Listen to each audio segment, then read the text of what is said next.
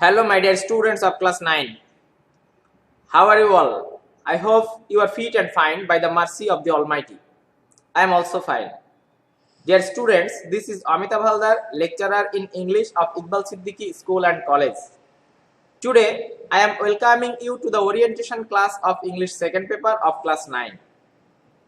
This class is equally important for the students of class 10 or SSC examinees as well. Dear students, recently you have completed class 8, but due to COVID-19 pandemic, your JSC exam has not held this year. You have been evaluated by a year-ending assignment, but now you are going to start a fresh journey with a new syllabus in a new class. Now you are at class 9. In fact, this is not an individual class. I would like to call this class as the first year of SSC. So dear students, as SSC is the firstly important board exam of educational life, you should be more serious to your study than before.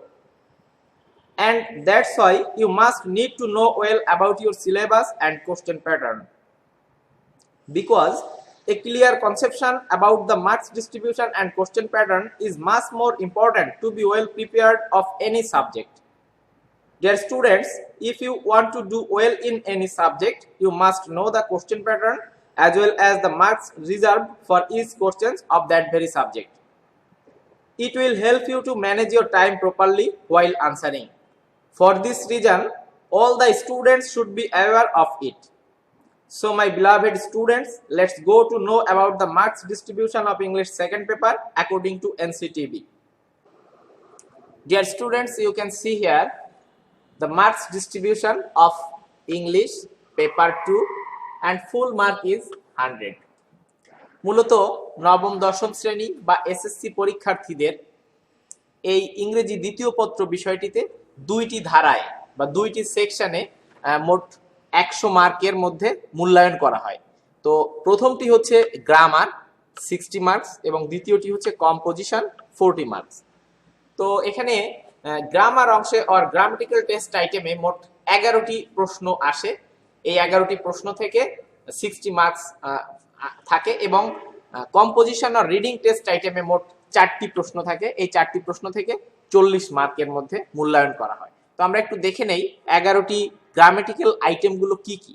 তো 1 নম্বরটি হচ্ছে gap filling activities with clues. ক্লুগুলো থাকবে preposition, articles or parts of speech থেকে। মোট এখানে 10 গ্যাপের একটি প্রশ্ন আসে, এখান থেকে নাম্বার হচ্ছে 5।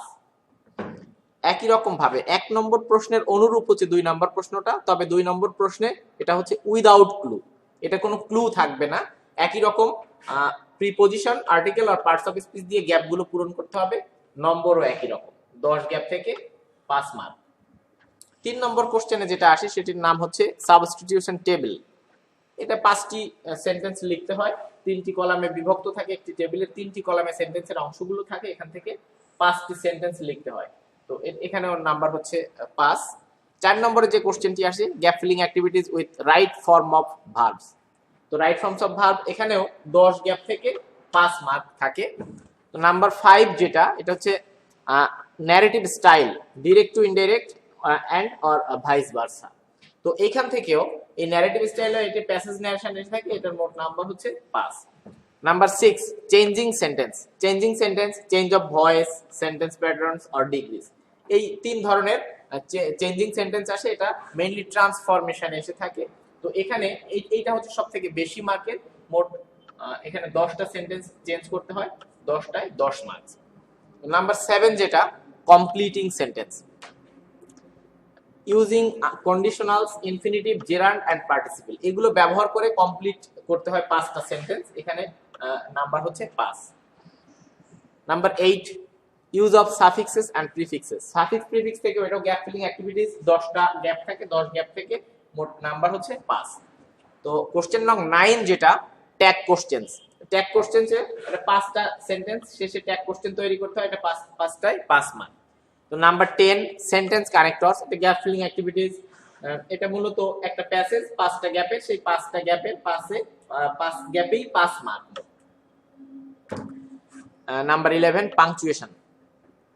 একটা প্যাসেজ দেওয়া থাকে, পাংচুয়েশন মার্কস ছাড়া এটা পুনরায় লিখতে হয়, পাংচুয়েশন গুলো ব্যবহার করে এটা 5 মার্ক। তো এভাবেই মোট গ্রামারে হচ্ছে 60 মার্কস। তো এখানে একটা নোট রয়েছে এনসিটিবি প্রদত্ত, নোটটা হচ্ছে এরকম যে no questions will be set from the text book or and any help books. এই প্রশ্নগুলো কোশ্চেন সেটার নিজেই তৈরি করে থাকেন, বা এটা কোনো বই থেকে বা টেক্সট বই থেকে হুবহু দেওয়া থাকে না এই গ্রামাটিক্যাল টেস্ট আইটেমগুলো। তো আমরা কম্পোজিশন টাইপটা একটু দেখে নিই। 40 marks. Number 12, writing CV with cover letter. মানে সিভি লিখতে হবে কভার লেটার সহ, তো জব অ্যাপ্লিকেশন বলা যায় এটাকে, এটা নাম্বার হচ্ছে 8। Number 13, writing formal letters or emails. এটা হতে পারে complaint letter, notice, purchase order or response to an order or request etcetera. এই ধরনের একটা ফর্মাল লেটার বা ফর্মাল ইমেইল হতে পারে, এটা নাম্বার হচ্ছে 10। নাম্বার 14-এ paragraph writing by listing, narrating, comparison and contrast or causes and effect. এই প্যারাগ্রাফ রাইটিং এটা এর থেকে এই নাম্বার থাকে 10। তো নাম্বার 15 যেটা, writing composition on personal experience and familiar topics or recent events, incidents or future plans. এইসব বিষয়ের উপরে কম্পোজিশন লিখতে আসে, এটির নাম্বার হচ্ছে 12। এভাবে মোট 40 মার্কস। এই 60 গ্রামাটিক্যাল এবং রিডিং টাইপ আর কম্পোজিশন টাইপ থেকে 40, মোট 100 মার্কসের উপরে ইংলিশ সেকেন্ড পেপারে নবম দশম শ্রেণী বা এসএসসি পরীক্ষায় শিক্ষার্থীদের মূল্যায়ন করা হয়। তাহলে আমরা এখন একটু দেখে নিব প্রিভিয়াস ক্লাস আর ক্লাস 8-এ আমরা এই দুইটা টাইপের কি কি আইটেমগুলো প্র্যাকটিস করেছিলাম। তো এখানে দেখা বলা হচ্ছে যে syllabus of class 8, grammar 25 marks and written part or writing 30 marks. তাহলে আমরা একটু মিলিয়ে নিই। আমরা একটু আগে এনসিটিবি প্রদত্ত নবম দশম শ্রেণীর ইংরেজি দ্বিতীয় পত্রের যে মার্কস ডিস্ট্রিবিউশন অর কোশ্চেনটা দেখলাম, বা কোশ্চেন প্যাটার্ন যেভাবে হবে যেটা দেখলাম, এইটার সাথে আগের ক্লাসের কি সামঞ্জস্য রয়েছে বা কি মিল অমিল রয়েছে একটু দেখে নিই। তো প্রিভিয়াস ক্লাস অর ক্লাস 8-এ টোটাল ইংলিশে ছিল 100 marks. On the contrary, in class 9, the students will have to face 200 marks English from English first paper 100 and English second paper 100. তাহলে ডাবল হয়ে যাচ্ছে, যেহেতু আগের ক্লাসে গ্রামার ছিল 25 মার্কসের, গ্রামারের আইটেমগুলো ছিল use of suffix and prefix, এটা মিলে যাচ্ছে। এই একই আইটেম একই রকম ভাবে নবম দশম শ্রেণীতেও তোমরা পেয়ে যাবা। এবং তোমরা অষ্টম শ্রেণীতে প্র্যাকটিস করেছিলে use of articles, individual item হিসেবে প্র্যাকটিস করেছিলে, এটা 5 মার্কস ছিল। কিন্তু আমাদের নবম দশম শ্রেণীতে এটা ইন্ডিভিজুয়ালি 5 মার্কসের আর্টিকেলস তুমি পাচ্ছ না, তো এই জন্য এখানে আমি টিক চিহ্ন দেইনি। তো এরপরে যেটা চেঞ্জিং সেন্টেন্সেস, চেঞ্জিং সেন্টেন্স তোমরা ক্লাস 8-এ প্র্যাকটিস করেছিলে, বাট এটা লিমিটেড ছিল। লিমিটেড ছিল বলতে চেঞ্জিং সেন্টেন্স তোমরা প্র্যাকটিস করেছিলে ভয়েস আর সেন্টেন্সেস অ্যাকর্ডিং টু মিনিংস, অর্থ অনুযায়ী সেন্টেন্স যে 5 প্রকার, এই 5 প্রকারের মধ্যে যে পারস্পরিক ট্রান্সফরমেশন, এটা তোমরা ক্লাস 8-এ প্র্যাকটিস করেছিলে। বাট এইখানে আমাদের নবম দশম শ্রেণীতে এটা এরকম লিমিটেড পরিসরে আর থাকছে না, এটা আরো বিস্তৃতভাবে তোমাকে প্র্যাকটিস করতে হচ্ছে। এবং আগের ক্লাসে নাম্বার ছিল এই প্রশ্নে 5, কিন্তু নবম দশম শ্রেণীতে তোমাকে 10 মার্কের চেঞ্জিং সেন্টেন্স প্র্যাকটিস করতে হচ্ছে। তো সেখানে তোমার besides according to meanings you have to practice or changes sentence according to structure or simple complex compound, এর সাথে থাকবে কম্পারিজন অফ ডিগ্রিজ। তো চেঞ্জিং সেন্টেন্সে এখানে মার্কসটাও ডাবল এবং প্র্যাকটিসের মাত্রাটাও এখানে বেড়ে যাচ্ছে বা আরো বেশি প্র্যাকটিস করতে হচ্ছে। ন্যারেশনটা ঠিক আছে, ক্লাস 8-এ ন্যারেশন প্র্যাকটিস করেছিল, direct to indirect and vice versa, এটা 5 মার্কের ছিল। ক্লাস 9-10-এও একই রকম। পাংচুয়েশন এন্ড ক্যাপিটালাইজেশন তোমরা 5 মার্কের ক্লাস 8-এ প্র্যাকটিস করেছিলে, 9-এও একই রকম। তাহলে দেখা যাচ্ছে যে এই চারটা আইটেমের গ্রামার মিলে যাচ্ছে কিছুটা। তবে এখানে ইউজ অফ আর্টিকেলস যেটা, এটা আমরা 1 নাম্বার আবার 2 নাম্বার প্রশ্নে ক্লাস 9-এ আমরা প্র্যাকটিস করব গ্যাপ ফিলিং অ্যাক্টিভিটিসে, সেখানে আর্টিকেলটা আংশিক থাকবে এবং এই চেঞ্জিং সেন্টেন্সটাও আংশিক এইটা ছিল। এবার আরেকটু বেশি বা আরেকটু বিস্তৃত আকারে প্র্যাকটিস করতে হবে। তো গ্রামারের এরকম একটা মিল অমিল আমরা দেখতে পাচ্ছি ক্লাস 8-এর সাথে 9-এর। তো তাতে বলা যায় যে ক্লাস 8-এ তোমরা প্র্যাকটিস করেছিলে এখান থেকে 25 মার্কস থেকে, যদি আমরা এইভাবে আর্টিকেলের ওই কিছু অংশ এবং চেঞ্জিং সেন্টেন্সের কিছু অংশ বাদ দিই, তাহলে বলা যায় যে তোমরা এই 8-এর প্র্যাকটিস থেকে 20 মার্কস কমন পড়ছে। আর রাইটিং পার্টে যেটা রাইটিং পার্টের ডায়লগ, এই ডায়লগটা আমাদের ইংলিশ সেকেন্ড পেপারে 9 10 এ নাই, এটা বাদ। এই 10 মার্কস বাদ দিলে তাহলে এই যে 30 মার্কস থেকে তোমার থাকে ফর্মাল অর ইনফর্মাল ইমেইল থেকে 10 মার্কস এন্ড প্যারাগ্রাফ থেকে 10 মার্কস, এখান থেকে আর 20 মার্কস থাকছে। তাহলে দেখা যায় যে এই 20 and 20 মেক্স 40, এই 40 মার্কস তোমার কমন পড়ছে ক্লাস 9 এ। তাহলে কি করতে হচ্ছে তোমাকে, এখান থেকে এই স্বাভাবিকভাবে তুমি একটা ধারণা নিতে পারো যে you have to do hard work or you have to practice a lot or you have to make up your mentality that you will do a lot of hard work in class 9। এটা তুমি খুব সহজেই অনুমান করতে পারছো। Class 8 এ তুমি English second পেপারের যে পড়াশোনা করে এসেছো, এটা তোমাকে ক্লাস 9 10 এ এইটাই এই ধারায় বা এইভাবে কন্টিনিউ করলে চলবে না, তোমাকে আরো বেশি পরিশ্রম করতে হবে, আর অনেক বেশি কাজ করতে হবে, যেহেতু এখানে দেখা যাচ্ছে যে ডাবলের চেয়েও বেশি। তাহলে 40 মার্কস তুমি 8 এ যা প্র্যাকটিস করেছিলে ক্লাস 9 এ তোমাকে এই 40 মার্কস বাদ দিলে আরো 60 মার্কসের জন্য 40 and 40 makes 80, তাহলে তোমাকে ডাবলের চেয়েও বেশি কাজ করতে হচ্ছে, দ্বিগুণের চেয়েও বেশি এখানে তোমাকে পরিশ্রম করতে হবে এই সাবজেক্টটাতে ভালো ফল করার জন্য। তাছাড়া আমি তো প্রথম দিকে তোমাদের বলেই দিয়েছিলাম যে তোমাদের ক্লাস 8 এ কিন্তু সেই যথারীতি প্রতি বছরের মতো জেএসসি পরীক্ষাটা হয়নি। তো তোমরা একটা ইয়ারলি অ্যাসাইনমেন্টের মাধ্যমে মূল্যায়িত হয়ে এসেছো, তো সেখানে মূল্যায়নটা আসলে কেমন হয়েছে এটা তোমরা নিজেরাই জানো, বাসায় বসে বসে অ্যাসাইনমেন্ট কমপ্লিট করেছো। তো তোমাদের এই মেন্টালিটিটা চেঞ্জ করে ক্লাস 9 থেকে অনেক বেশি পরিশ্রম করার মানসিকতা তৈরি করে পড়াশোনাটা শুরু করতে হবে শুরু থেকে, যেহেতু তোমরা একটা ফ্রেশ ক্লাসে ফ্রেশ একটা জার্নি শুরু করছো। আমরা এখন একটু দেখে নিব যে আমাদের এই যে কোশ্চেন গুলো দেখলাম আর মার্কস ডিস্ট্রিবিউশনটা দেখলাম, এটার কোশ্চেন টাইপ অর প্যাটার্নটা কেমন হয় বা পরীক্ষায় কিভাবে প্রশ্নটা আসবে এবং এটার উত্তর লেখার পদ্ধতিটা সম্পর্কে আমরা একটু জেনে নিব। তাহলে আমাদের খুব সুবিধা হবে, এই প্রশ্নগুলো সম্পর্কে ধারণা পেলে আমার এটা পরীক্ষার খাতায় এটার উত্তর লিখতে খুব সুবিধা হবে। তাহলে আমাদের এই অংশের শিরোনাম হচ্ছে discussion on the question pattern and way of answering, মানে প্রশ্নের ধরন সম্পর্কে আলোচনা এবং এটা তুমি উত্তর করবা কিভাবে এটা। তো পার্ট এ, যেটা দুইটা পার্টে আমাদের প্রশ্নটা থাকে, পার্ট এ যে গ্রামার 60 মার্কস, এটা আমরা একটু দেখে নিই। নাম্বার 1 তোমরা জেনেছো যে নাম্বার 1টা হচ্ছে gap filling activities with clues. এই ক্লুগুলো থাকে preposition, articles and parts of speech. তাহলে এই প্রশ্নটা সম্পর্কে আমরা একটু আলোচনা করি। দেখো, এই প্রশ্নে 10টি গ্যাপস সংবলিত একটি কনটেক্সট দেওয়া থাকবে, কনটেক্সট অর প্যাসেজ দেওয়া থাকবে, এবং উক্ত কনটেক্সটের উপরে বক্সে 8 থেকে 10টি ওয়ার্ড দেওয়া থাকবে। শিক্ষার্থীদেরকে অর্থাৎ তোমাদেরকে প্রতিটি গ্যাপ পূরণের জন্য প্রদত্ত সঠিক ওয়ার্ডটি নির্বাচন করতে হবে। অর্থ অনুযায়ী, প্যাসেজের অর্থ অনুযায়ী ওই গ্যাপ থেকে তোমাকে সঠিক শব্দটি নির্বাচন করতে হবে। সেন্টেন্সের অর্থ, গঠন ও ব্যবহারের উপর ভিত্তি করে কিছু ওয়ার্ডসের গঠনগত পরিবর্তন কিংবা একই ওয়ার্ড একের অধিক স্থানে ব্যবহার করার প্রয়োজন হতে পারে। তাহলে কি বলা হচ্ছে, তোমার যে প্যাসেজটা আসবে 1 নম্বরে, প্যাসেজের মধ্যে 10টি গ্যাপ থাকবে। 10টি গ্যাপ অবশ্যই 10টা সেন্টেন্সে থাকবে বা আলাদা আলাদা থাকবে, এক সেন্টেন্সে কখনো একাধিক গ্যাপ থাকে না নরমালি। তো তোমার এই গ্যাপগুলো পূরণের জন্য এটার উপরে বক্সে 8 থেকে 10টি ক্লু দেওয়া থাকবে। তোমার ওই প্যাসেজের অর্থ অনুযায়ী ওই বক্স থেকে ক্লু, যে ওয়ার্ডগুলো বা ক্লুগুলো দেওয়া আছে এগুলো নিয়ে চিন্তা করতে, অর্থ অনুযায়ী আগে সিলেক্ট করতে হবে যে এই গ্যাপের জন্য আমার এই শব্দটা অ্যাসাইন বা এই শব্দটা এখানে প্রযোজ্য হতে পারে, এটা তুমি অর্থ অনুযায়ী নির্ধারণ করবা প্রথমে। তারপরে তুমি কি করবা, সেন্টেন্সের স্ট্রাকচার অনুযায়ী, অর্থ অনুযায়ী এটা কি করতে হতে পারে, তোমাকে ওই ওয়ার্ডের গঠনগত পরিবর্তন করতে হতে পারে বা একটা ওয়ার্ড একাধিকবার ব্যবহার করার প্রয়োজন পড়তে পারে। এইভাবে তুমি এই প্রশ্নের উত্তরটা রেডি করবা। তারপরে একটু দেখো, এই প্রশ্নের অংশের উত্তরে তোমাদের, মানে এই প্রশ্নটির উত্তরে তোমাদের শুধু গ্যাপ নং, মানে এখানে যে গ্যাপগুলো এ থেকে যে পর্যন্ত নাম্বারিং করে গ্যাপগুলো দেওয়া হয়, এ থেকে যে ও সঠিক ওয়ার্ডটি লিখলেই চলবে। এনসিটিবি প্রণীত স্যাম্পল কোশ্চেনের 1 ও 2 নং প্রশ্ন ও উত্তর লক্ষ্য করলে একটি বিষয় সহজেই উপলব্ধি করা যায়, মানে এটা একটা মোর ইনফরমেশন ফর ইউ।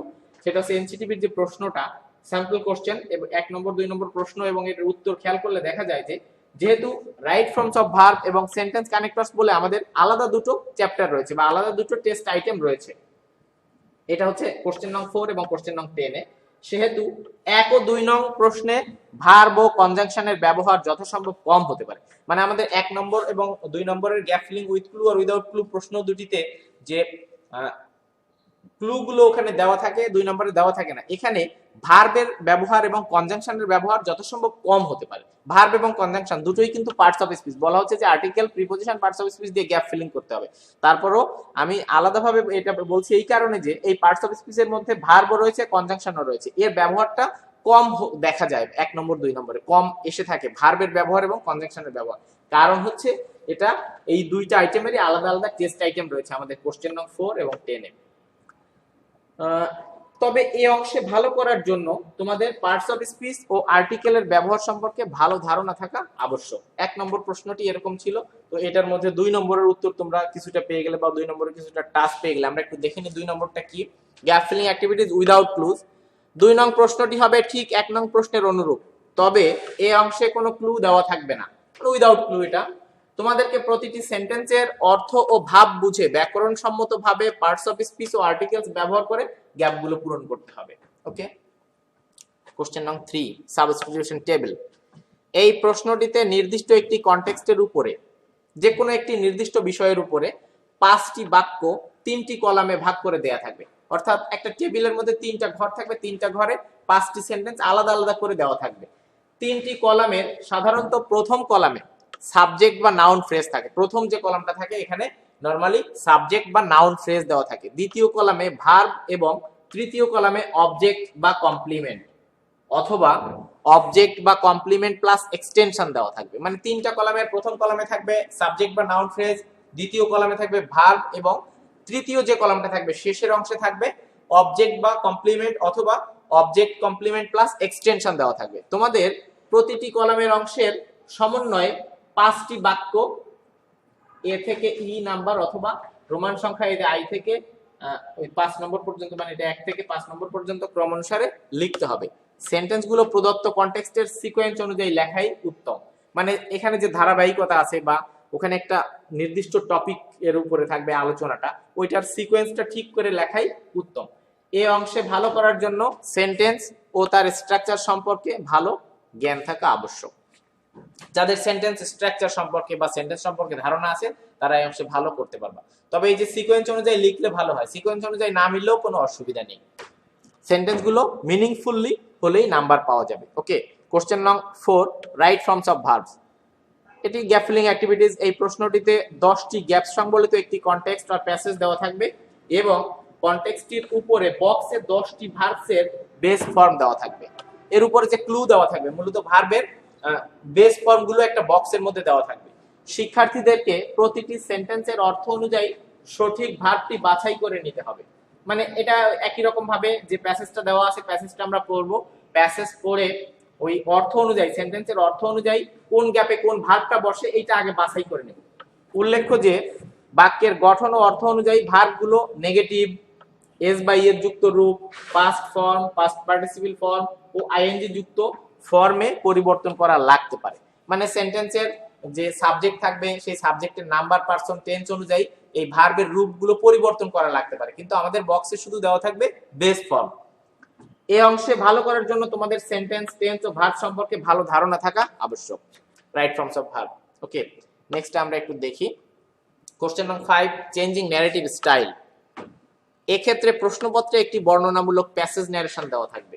তোমাদেরকে ন্যারেশন ও প্যাসেজ ন্যারেশনের নিয়ম অনুযায়ী ডাইরেক্ট স্পিচ বা ন্যারেশন থেকে ইনডাইরেক্ট স্পিচ বা ন্যারেশন অথবা ইনডাইরেক্ট থেকে ডাইরেক্ট স্পিচে রূপান্তর করতে হবে। আনসারটি অবশ্যই প্যাসেজ আকারে লিখতে হবে। এই ন্যারেশনটি তোমরা ক্লাস 8 এ প্র্যাকটিস করেছিলে, এটা তোমরা জানো যে এটা অবশ্যই প্যাসেজ আকারে লিখতে হয়। প্যাসেজ ন্যারেশন থাকলে সিঙ্গেল সেন্টেন্সে লেখা উচিত নয়, এটা প্যাসেজ আকারেই লিখতে হয়।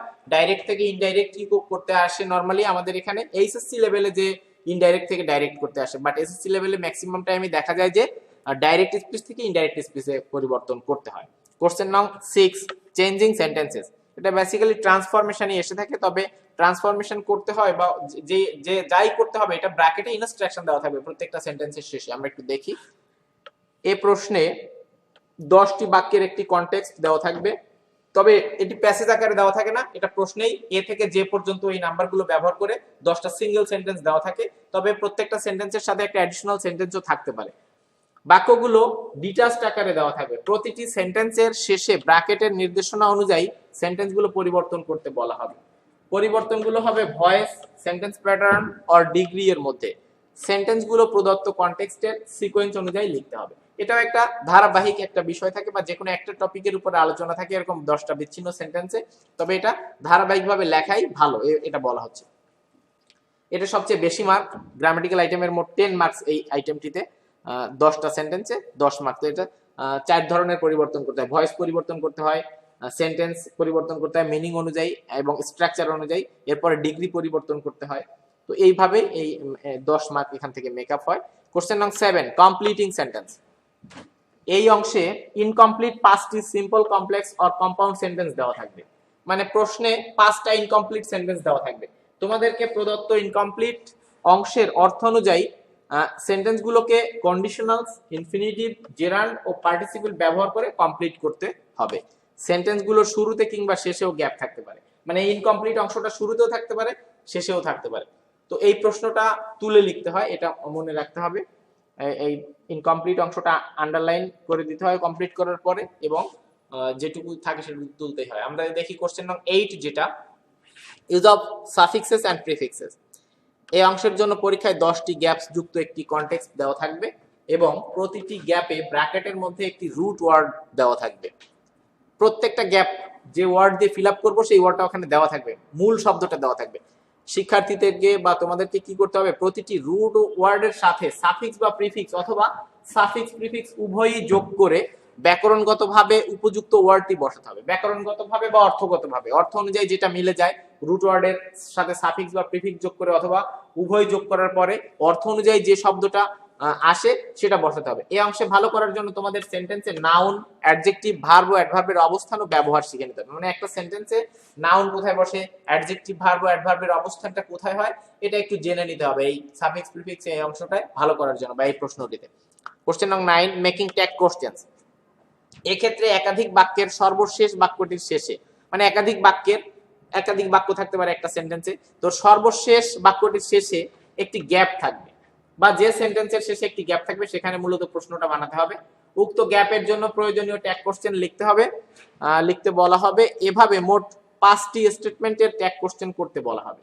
তোমরা প্রশ্নের ধারা অনুযায়ী সঠিক ট্যাগ কোশ্চেন সহ সেন্টেন্সগুলো উত্তরপত্রে লিখবে। মানে এটাও প্রশ্নটা তুলে লিখতে হয় বা যে প্রশ্নটার শেষে ট্যাগ কোশ্চেন করার জন্য জায়গা থাকে এই প্রশ্নটা শুধু লিখলেও হয়। এ থেকে ই পর্যন্ত নাম্বার দিয়ে বা যেভাবে নাম্বারিং করা থাকে প্রশ্নে ওই নাম্বারগুলো দিয়ে আমাদের সম্পূর্ণ সেন্টেন্সটা লিখতে হয়। ট্যাগ কোশ্চেন যেটা আমি লিখেছি সেই অংশটা আন্ডারলাইন ওইভাবে করতে হয়।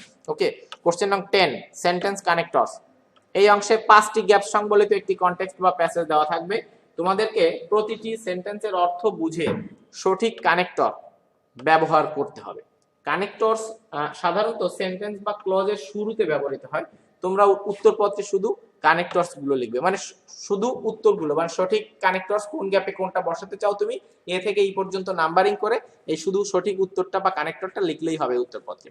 কোশ্চেন নং 11, ক্যাপিটালাইজেশন এন্ড পাংচুয়েশন। এই অংশে ক্যাপিটাল লেটার ও পাংচুয়েশন মার্ক বিহীন একটি কনটেক্সট দেওয়া থাকবে, মানে একটা প্যাসেজ দেওয়া থাকবে যেটার মধ্যে ক্যাপিটাল লেটারও ব্যবহার থাকবে না অথবা পাংচুয়েশন মার্কের কোনো ব্যবহার নাই।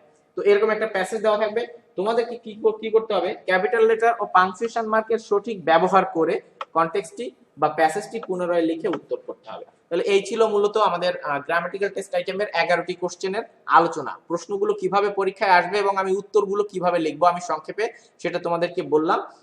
একটু অ্যাটেন্টিভলি পরে আবার শুনে নিও তোমরা, যদি এই একবার শোনায় এটা ব্রেনে না থাকে। তাহলে আমরা আরেকটু দেখি পার্ট বি তে যেটা রয়েছে, part B or composition part, 40 মার্কসের এখানে যেটা প্রশ্নটা আসবে। কোশ্চেন নং 12 এ আসে writing CV with cover letter. এই অংশে কোনো প্রতিষ্ঠানে নির্দিষ্ট কোনো পদে চাকরির জন্য কভার লেটার সহ একটি সিভি লিখতে বলা হবে, মানে চাকরির অ্যাপ্লিকেশন যেটা, কভার লেটার সহ একটি সিভি লিখতে বলা হবে। শিক্ষার্থীদেরকে কভার লেটার ও সিভি আলাদা আলাদা ভাবে এক পৃষ্ঠায় লিখে উত্তর দিতে হবে। এটা একই পৃষ্ঠায় লিখতে হয়, দুইটা জিনিস আলাদা করে, একটা কভার লেটার শুরুতে তারপরে সিভি লিখতে হয়। এটার জন্য marks assigned for this question, এর মার্কস হচ্ছে 8। তো তোমরা মার্কস ডিস্ট্রিবিউশন সময় দেখেছিলে। কোশ্চেন নং 13, ফর্মাল লেটার অর ইমেইল। এই অংশে একটি ফর্মাল লেটার বা অ্যাপ্লিকেশন বা ইমেইল সংক্রান্ত প্রশ্ন থাকবে। ফর্মাল লেটারের ক্ষেত্রে complaint letter, notice, request, purchase order বা রেসপন্স টু অ্যান অর্ডার সংক্রান্ত হতে পারে। তোমাদের ফর্মাল লেটারের প্রতিটি পার্ট লেফট রেঞ্জে রেখে বা আমেরিকান স্টাইলে সাজানো উত্তম, মানে একদম বাম সাইড থেকে লেখাটা উত্তম বা লেখা উচিত প্রতিটা। Marks assigned for this question 10। Question নং 14, প্যারাগ্রাফ রাইটিং। এই অংশের শিক্ষার্থীদেরকে সিচুয়েশন ভিত্তিক 250 ওয়ার্ডস এর মধ্যে একটি প্যারাগ্রাফ লিখতে বলা হবে। প্যারাগ্রাফটি listing, narrating, comparison and contrast অথবা কজ এন্ড ইফেক্ট সংক্রান্ত হতে পারে। তোমাদেরকে সিচুয়েশন বুঝে উত্তর লিখতে হবে। Marks assigned for this question 10। মানে প্যারাগ্রাফটা 250 ওয়ার্ডস এর মধ্যে যেভাবে যে ধরনের প্যারাগ্রাফ আসে ওইটা লিখতে হবে। তবে একটা জিনিস মনে রাখতে হবে, প্যারাগ্রাফ তো অবভিয়াসলি এক প্যারা হয়, এটা সবাই জানে যারা প্যারাগ্রাফ পড়েছে এখন পর্যন্ত। প্যারাগ্রাফটা কখনো একাধিক প্যারা হয় না। কোশ্চেন নং 15, রাইটিং কম্পোজিশন। এই অংশের শিক্ষার্থীদেরকে সিচুয়েশন ভিত্তিক একটি কম্পোজিশন লিখতে বলা হবে। কম্পোজিশনটি personal experience, familiar topics, recent events or incidents, future plan সম্পর্কিত হতে পারে। মানে এইসব বিষয়ের মধ্যে একটা কম্পোজিশন, যে কোনো বিষয়ে একটা কম্পোজিশন লিখতে আসবে। তোমাদেরকে কম্পোজিশন লেখার ক্ষেত্রে ইন্ট্রোডাকশন মানে সূচনা, এক্সপ্লানেশন এটার বর্ণনাটা, অ্যান্ড কনক্লুশন অর সমাপ্তি অবশ্যই নিশ্চিত করতে হবে। মানে এই তিনটা পার্ট যেন থাকে কম্পোজিশনের মধ্যে। Marks assigned for this question 12। এই প্রশ্নের জন্য নাম্বার হচ্ছে 12। তাহলে আমরা আরেকটা জিনিস একটু দেখে নিব, গাইডলাইন্স টু আনসার। এতক্ষণ আমরা দেখলাম কোশ্চেন প্যাটার্ন বা প্রশ্নের ধরন বা ওয়ে টু আনসার বা ওয়ে হাউ টু আনসার, এটা আমরা দেখলাম। কিন্তু এখন আরেক সংক্ষেপে একটা বিষয় একটু মনে রাখার চেষ্টা করি। কোশ্চেন নং 1, 2, 4, 8 and 10, এই পাঁচটা প্রশ্ন কি করতে হবে in case of answering this questions. এগুলো মূলত এক নম্বরে ছিল গ্যাপ ফিলিং উইথ ক্লুজ, 2 নম্বরে গ্যাপ ফিলিং উইদাউট ক্লুজ, এরপরে ছিল 4 number right forms of verbs, 8 number suffix prefix, 10 number হচ্ছে সেন্টেন্স কানেক্টরস।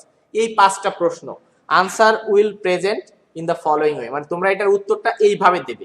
এইভাবে হতে পারে এই যে এ থেকে এইখানে A B C D E, এভাবে নিচের দিকে আমরা যে পর্যন্ত লিখতে পারি, অথবা এই একটানা যদি আমরা 10টা না লিখি তাহলে এখানে এই যে 5টা লিখলাম, আবার এই যে F D H I J, এভাবে বাম সাইডে 5টা ডান সাইডে 5টা, এভাবে আমরা এ থেকে যে পর্যন্ত লিখতে পারি। অথবা বাম সাইড থেকে একটানা এ থেকে যে পর্যন্ত লিখতে পারি। কিন্তু কখনো আমরা এখানে এ এখানে বি লিখবো না, বাম ডান মিলিয়ে এভাবে এ বি লিখবো না। তবে একটা জিনিস এখান থেকে মনে রাখতে হবে, এই 5টা আইটেমের ক্ষেত্রে no need to write the full passage, মানে সম্পূর্ণ প্যাসেজ লেখার কোনো প্রয়োজন নেই, একদম প্রয়োজন নেই। এই 5টা আইটেমের শুধুমাত্র এবিসিডি থেকে আমরা উত্তরটা লিখবো। এবিসিডি লিখে এইটার প্যাসেজ লেখাটা কিন্তু বিরক্তিকর একটা বিষয়। আর একটু দেখি, সাম মাস্ট ডুইং থিংস, যে বিষয়গুলো অবশ্যই পালনীয় বা অবশ্যই করতে হবে এরকম কিছু বিষয়। এটার জন্য রয়েছে যে কোশ্চেন নং 3 যেটা যে table, in order to get full marks in this item you need to remember one thing that you will use. A থেকে ই পর্যন্ত অথবা রোমান সংখ্যায় 1 থেকে 5 পর্যন্ত নাম্বার দিয়ে আমরা এটা লিখবো। Number while writing the answer, sequence is not necessary here. মানে এই প্রশ্নটার উত্তর লেখার সময় আমাদের এটার সিকোয়েন্সটা মেইনটেইন না করলেও চলবে। আমরা এই কথাটা বলছি এই কারণে যে আমরা এই যে এ থেকে ই পর্যন্ত বা রোমান সংখ্যায় 1 থেকে 5 পর্যন্ত নাম্বারিং করে লিখবো, একটাই কারণ আমাদের প্রশ্নে কিন্তু এই টেবিলের কোনো নাম্বার দেওয়া থাকে না। এই নাম্বারটা আমাদের 5টা সেন্টেন্স লিখতে বলা হচ্ছে, 5টা সেন্টেন্স লেখার জন্য আমরা এই নাম্বারগুলো অবশ্যই ব্যবহার করবো। অনেকে কি করে নাম্বারটা দেয় না, 5টা সেন্টেন্স লিখতে বলছে তারা 5টা সেন্টেন্স লিখে দিয়ে আসে বিচ্ছিন্নভাবে, এটা ঠিক নয়, এটা মাথায় রাখতে হবে। তবে এখানে সিকোয়েন্সটা মেইনটেইন করা জরুরি নয়। You can make the sentences differently but meaningfully. তুমি এই সেন্টেন্সগুলো বিচ্ছিন্নভাবে লিখতেই পারো, তবে অবশ্যই সেগুলো হতে হবে মিনিংফুল।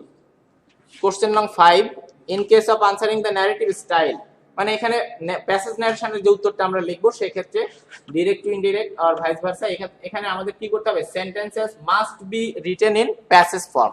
মানে আমাদের প্যাসেজ ন্যারেশনের উত্তর লেখার সময় অনেকে কি করে বিচ্ছিন্নভাবে সেন্টেন্সগুলো লিখে আসে, এটা মোটেই ঠিক নয়। এরকম হলে নাম্বার পাওয়ার মানে সম্ভাবনা খুবই কম বা অনেক সময় 0 হয়ে যেতে পারে। আমরা এটা অবশ্যই একটা কথা মনে রাখবো, প্যাসেজ ন্যারেশনের উত্তর আমাদের অবশ্যই প্যাসেজে দিতে হবে। কোশ্চেন নং 6, in case of answering the changing sentences, change of voice, sentence patterns or degrees, sentences must be presented following the question sequence. মানে এখানে 6 নম্বর কোশ্চেনে যে 10টি সেন্টেন্স থাকে এটা একটা সিকোয়েন্স মেইনটেইন করে দেওয়া থাকে বা অর্থগতভাবে এটার একটা মিল আছে, আমরা এই মিলটা রেখে উত্তরটা করব। কোশ্চেন নং 7, to get credit marks in completing sentence, question নং 7 হচ্ছে কমপ্লিটিং সেন্টেন্স। এখানে ফুল মার্কটা পাওয়ার ক্ষেত্রে full sentence must be written, অবশ্যই সম্পূর্ণ সেন্টেন্স লিখতে হবে। আমরা সেন্টেন্সের যে ডেফিনেশনটা জানি কতগুলো ওয়ার্ড পাশাপাশি বসতে হবে এবং একটা সম্পূর্ণ মনের ভাব প্রকাশ করতে হবে স্পিকারের বা বক্তার।